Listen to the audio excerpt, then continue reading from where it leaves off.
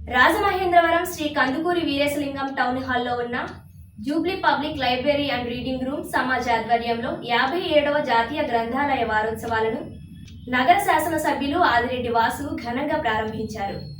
Jubilee public library కార్యదర్శి ఆకుల వీర్రాజు ఆహ్వానం మేరకు ఈ సభకు విచ్చేసిన ఆయన మాట్లాడుతూ, ప్రజల ఉపయోగాలు నగర నడిబొడ్డులో శ్రీ కందుకూరి వీరేశలింగం పంతులుచే నిర్మించబడిన ఈ టౌన్ హాల్ ఎంతో చారిత్రాత్మకమైనదని, దీనిని పరిరక్షించవలసిన బాధ్యత నగర పెద్దలు అందరిపై ఉందని, విద్యార్థులు సెల్ ఫోన్లకు బానిసలై తమ విలువైన సమయాన్ని వృధా చేసుకోకుండా మహాత్ములచే నిర్మించబడిన ఇటువంటి గ్రంథాలయాలను ఉపయోగించుకొని భావి భారత పౌరులుగా ఎదగాలని అన్నారు. ఈ సభను ప్రారంభిస్తూ కళాగౌతమి వ్యవస్థాపకులు శ్రీ బీవీఎస్ మూర్తి మాట్లాడుతూ, హాల్ గ్రంథాలయంలో ఎంతో విలువైన గ్రంథ సంపద ఉందని, గ్రంథాలయాన్ని పూర్తి స్థాయిలో అభివృద్ధి చేసి విద్యార్థులకు ఉపయోగపడే విధంగా కాంపిటేటివ్ బుక్స్ను తెప్పించి మెయింటైన్ చేయాలని లైబ్రరీ అభివృద్ధికి తన వంతుగా 5,000 రూపాయల విరాళం ప్రకటించారు.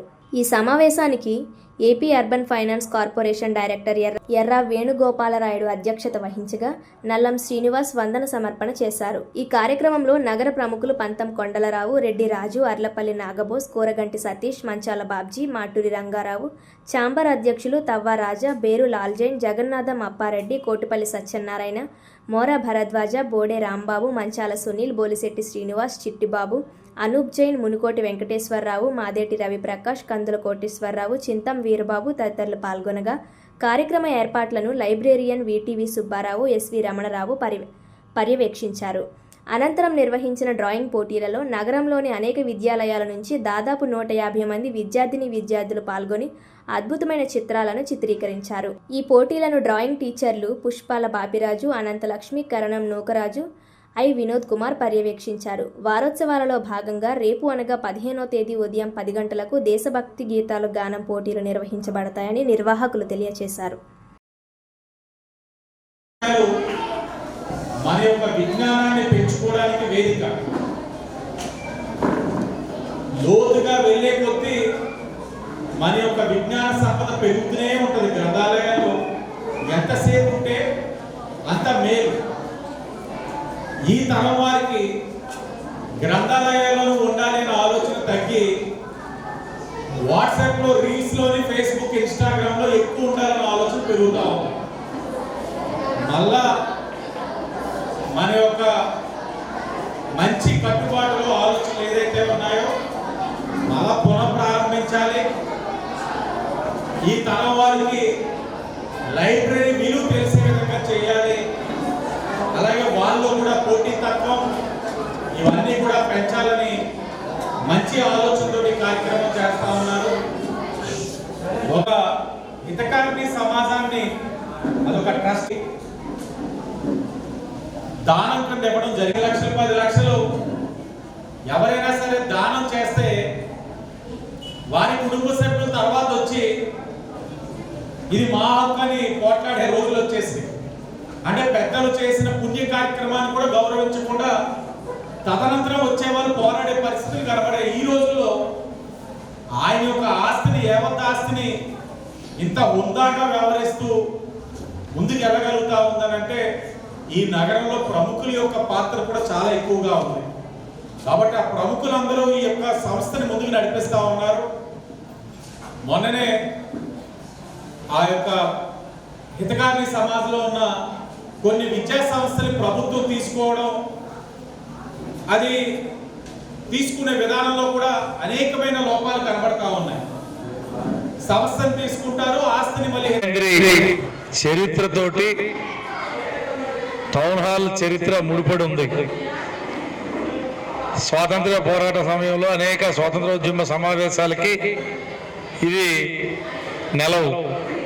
సరే, వీరేశలింగం గారు అప్పట్లో ఆయన కొన్ని ఆధునిక భావాలతోటి ఈ సమాజాన్ని స్థాపించడం, ఆయన యావదాస్తిని దారపోయటం, పురమందిరం కానీ విద్యా సంస్థలు కానీ స్థాపించడం ఇవన్నీ అందరికీ తెలిసినవే.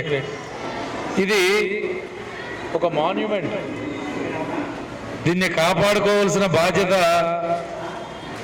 అందరిది. ప్రధానంగా ప్రభుత్వాలది, స్థానిక సంస్థలది కూడా బాధ్యత ఉంది దీంట్లో. దురదృష్టం ఏంటంటే దీని మీద అభిరుచి ఉన్నటువంటి ప్రజాప్రతినిధులు దీన్ని పరిరక్షణకు పూనుకోవడం జరిగింది. లేనటువంటి వాళ్ళు దీనికి దూరంగా ఉండడం జరిగింది.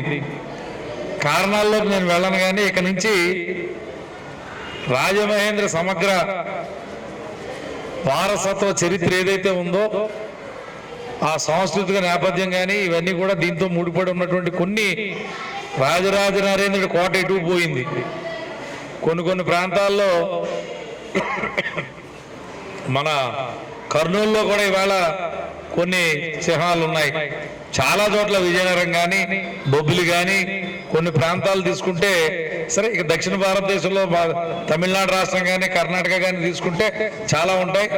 రాజమహేంద్ర చాలా హిస్టారికల్ ప్లేస్ అయినప్పుడు కూడా రత్నాంగి చిత్రాంగి ప్యాలెస్లను కొద్దిగా మేము చూసిన గుర్తు మాకు. ఇది Ratnangi municipal high school, Chitrangi ఏమో రైల్వే గెస్ట్ హౌస్ చూపించేవాళ్ళు. ఇప్పుడు అవేమో ఆనవాళ్ళు లేవు. సరే, కోటకొమ్మ ఎక్కడ ఉందంటే అది ఎక్కడ ఉందని అడిగేవాళ్ళు కూడా చాలా మంది ఉన్నారు. మేము చూడలేదు అది.